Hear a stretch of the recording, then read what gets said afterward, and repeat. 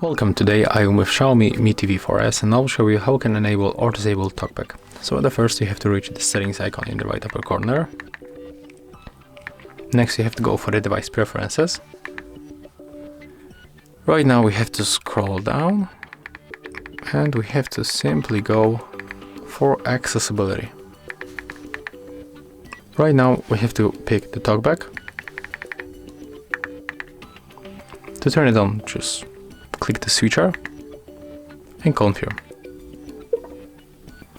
TalkBack on. Settings. As you can hear, is enable. Enable on switch in list 2 items. Settings. Configuration. Press select to activate. And right now we can turn it off. So press Enable on switch. and Press click select to activate. and click OK to turn it off.